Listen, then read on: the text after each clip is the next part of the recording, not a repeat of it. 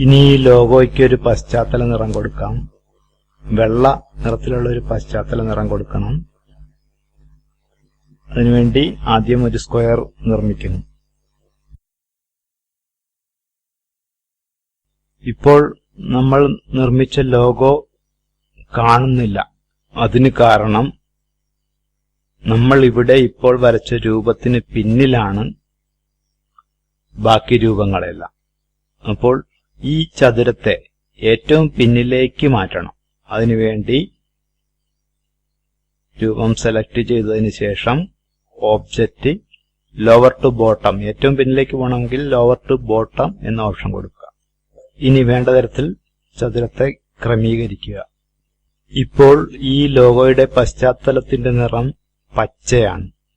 Edit ചെയ്യുന്നതിന് സൗകര്യത്തിന് വേണ്ടിയാണ് ഇങ്ങനെയൊരു നിറം കൊടുത്തത്.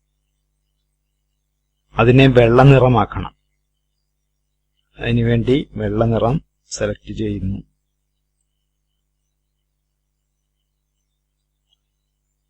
ഇനി ഈ ലോഗോയിലെ എല്ലാ ഷേപ്പുകളെയും കൂടി ഒന്നിച്ച് ഗ്രൂപ്പാക്കണം.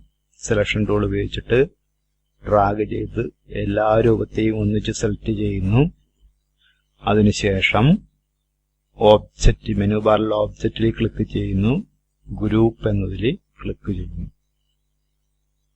ലോഗോയുടെ പണി കഴിഞ്ഞിരിക്കുകയാണ്.